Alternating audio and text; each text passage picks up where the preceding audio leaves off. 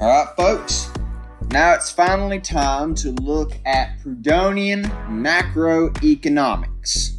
Alright, so let's start off by the most micro part of Prodhonian macroeconomics.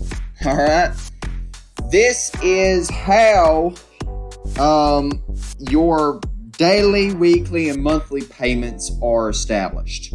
So they are established by the consecutive votes of all of your workers. Basically, they are verified by your fellow workers based off of performance dependent upon job. So if your fellow workers in your workplace think that you've done your job, then that's fine. Now, who voted what is, of course, going to be confidential. If it wasn't, this wouldn't work.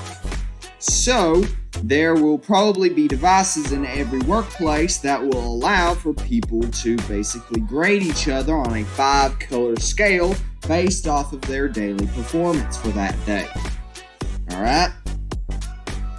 This will also help incentivize not being a jerk, because if you're going to be a jerk, then it's very unlikely that one idiot is going to skew your total score. Okay? So, how do we figure this out? Well, first off, we have the sum of votes divided by the number of votes. Basically, just the average. And that comes out as your daily color. In this case, for this example, the daily color is green, and that's represented by the very end. The very end color is your daily color. Alright?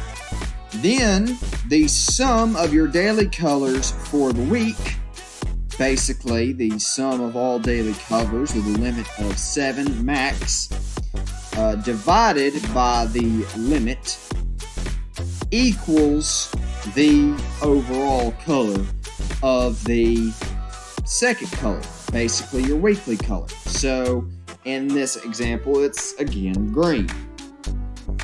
Then we have, and that produces weekly colors, and you apply the same formula to establish the monthly colors. At this point, from an individual perspective, there is no longer that you don't need it anymore. You got your job difficulty colors down pat. All right. At this point, you have all 6 colors that are necessary for your card under Prodhonian economics. So from a worker, this is where the economics ends. However, that's not entirely the case with the rest of the economy. And there is one other thing the workers get involved with. The workers plan their individual workplace. Now, first off, what is a workplace? Well, a workplace is the actual location in which a job is being done. So basically a group of people that can reliably work together on the same job, but that job may not necessarily be accounted for under a larger economic plan.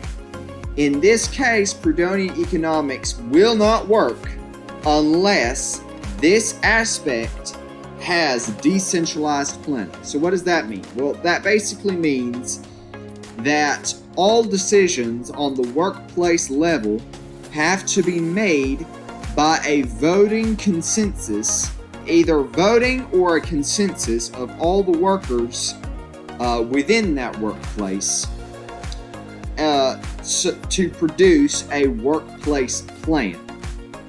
Alright, a plan for how the workplace is going to function down the road. And all the workers have to contribute. Otherwise, the entire economic system will not work. You can adapt many different things about Prodhonian economics, but this is one of those things you cannot adapt. On the workplace level, you have to have decentralized planning. Alright? So, but what about non-decentralized planning? Well, there are 2 degrees. First off, we have industrial technocracy. So basically, that means that right in between the micro institutions, aka the individual workplace planners, and the macro institutions, aka the entire comprehensive economic plan, there is an in-between stage in between there. And those are industry plans. And the people that are planning those are industry experts. People like engineers, technocrats, and all that stuff. And they would make plans for the industries that they specialize in.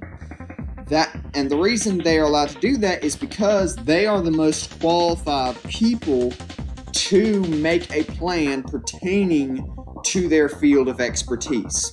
There's a reason it is the field of their expertise. But what about the larger economic plan? What about the truly macroeconomic scale? Well, that pertains to all of the different industries. Well, in that case, that particular system that would be established by people like economists, sociologists, and political scientists.